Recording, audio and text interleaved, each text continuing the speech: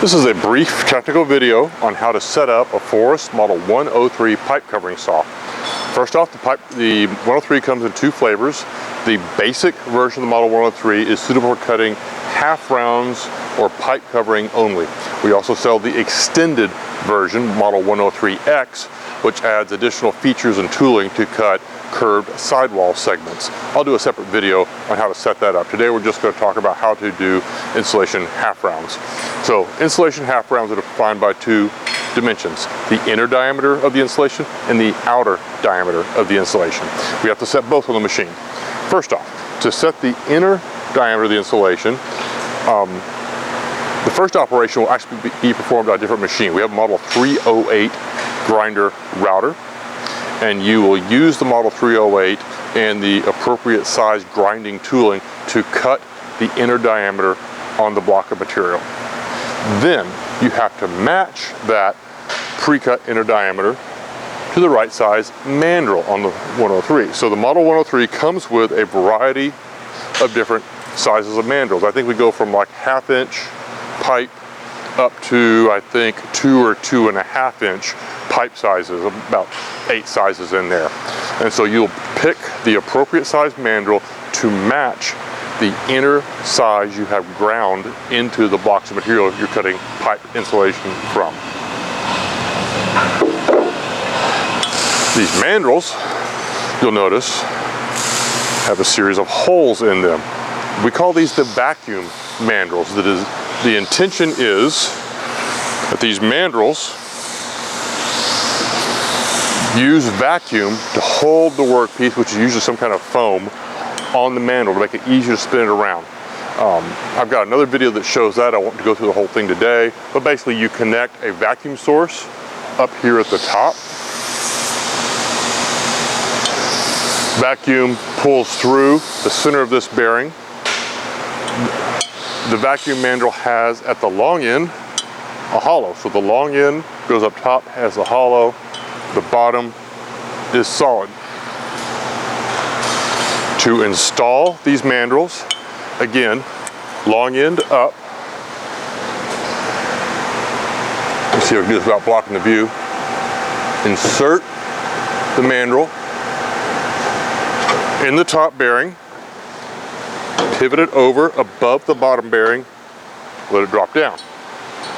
Now the correct and proper way from here, the top section of the mandrel here has two set collars. One's fixed, one is loose, or loose once you loosen this Allen key. So I've got Allen key on here, loosen this, run it up, and snug down that Allen key. This is something Howard Ford's designed 50, 60 years ago, and I believe the original intent was to keep this from pulling up. Heavy as this mandrel is, that's not a real risk, but it's very much the proper way to do things. The next step.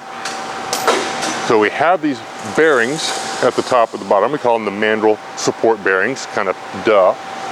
They are trimmed, and they are trimmed to allow this mandrel and bearing to get very, very close to the blade. If I run this all the way up, I have to get very, very close, I have to run the guide post all the way up.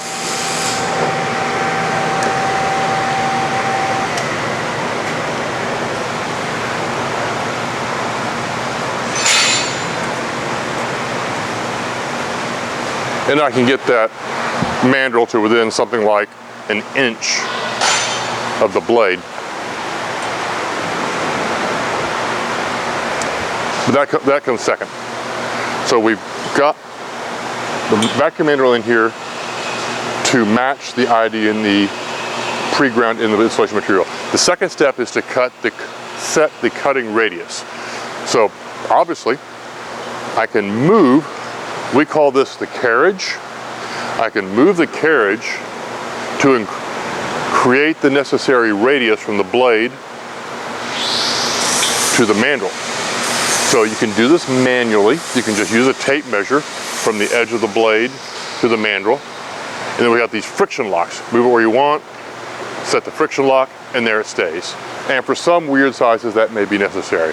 Much more often, you will set the distance from the mandrel center to the blade using what we call the gauges and knives.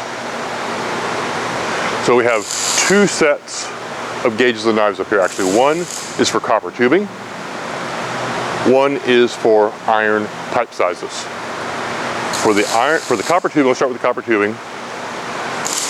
Even though we have two knives here, you only actually use the left one. The one on the right is left over from a previous version. But the gauge here is stamped with numbers 3, 4, 5, such and such. Those relate to the copper tubing sizes. Now, copper tubing size, the true diameter, for example, of a 4-inch copper tube, the true outer diameter of copper tube is, or pardon, 4-inch copper tube is 4 1/8 inches. So if you come up here and set this knife in the slot marked 4, you're now set up to cut a piece of material with a 4 1/8 inch diameter or 2 1/16 inch radius. So the center of here to the blade, 2 1/16. And we do copper tubing sizes up to 12. I don't think anyone's ever actually done 12-inch copper tubing, but you've got it. So that's copper tubing. Over here on the right, we have the iron pipe size gauges. Iron pipe, we go from 2-inch pipe all the way up to 36-inch. And again, we've got the slots marked. Here it's a little trickier. We've got the sizes 2 through 5.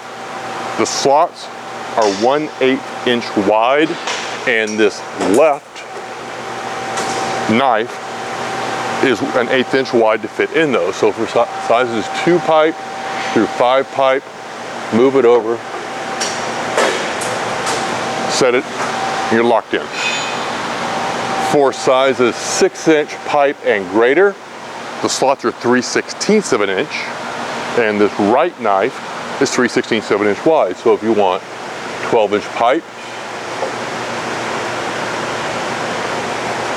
move the carriage until this rightmost knife with a 3/16 gap aligns with the slot mark 12, lock it in, and now you've got, I don't remember the 12-inch pipe. It's either 12 5/8 or 12 3/4. But anyway, you've got the correct distance from the center of the mandrel to the blade. So I got one more quirk here. When you're installing these mandrels, the bearings themselves have a set screw on their inner race. If you just install the mandrel as I showed you a moment ago, and you spin the mandrel, it may be the case that you are spinning the mandrel inside the bearing bore. So instead of the bearing spinning like it should, the shaft of the mandrel is spinning inside of the bearing. And that'll wear out the bearing bore. And I sell a fair number of replacement bearings, and I think it's usually because they were spinning the shaft inside the bearing instead of the bearing spinning. So there's a set screw here. You can snug that set screw on the bearing ID against the shaft. You don't get on it hard because you don't want to mar the shaft. You just want to make sure this bearing spins. When you snug it, and now we know the bearing's turning. And same thing at the bottom. You've got the set screw here, snug it, and now we know we're turning the bearing instead of having the mandrel spin in the bearing.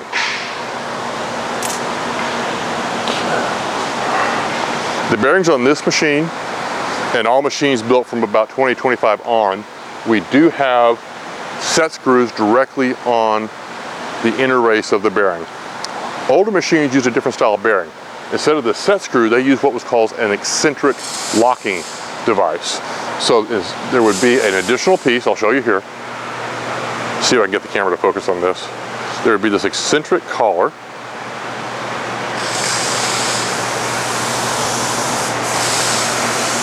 You would put it on the shaft first, install, slide the eccentric collar up, turn it until it was snug, and then turn the set collar here. I believe the idea with using these is they were less likely to cause damage to the shaft. The downside is these always get lost. It's a little part, when you're changing out mandrels, you set it to the side, you forget to put it on, or you just don't see it, and they get lost. So because everybody's losing them, we just stopped providing them and switched to this different style bearing, which has a set screw directly on the bore. I'm going to take this one off now.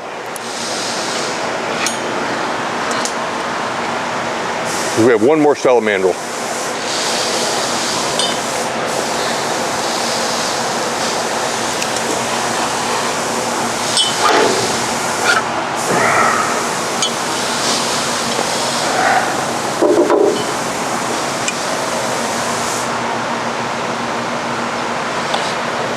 For our smallest sizes of pipe mandrel, still a vacuum mandrel with the holes,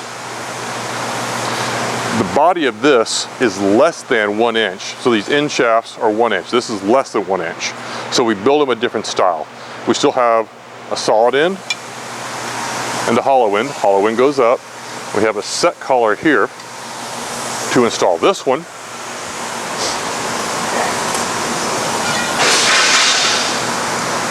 Loosen this set collar, let it drop.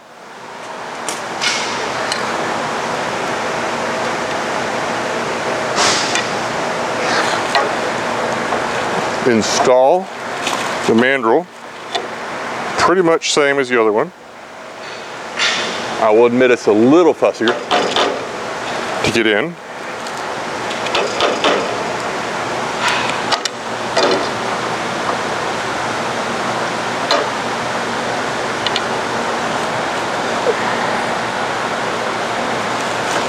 You drop down there.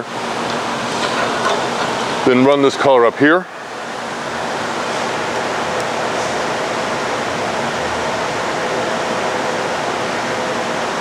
Lock it down. And then lock the inner diameter on the bearings.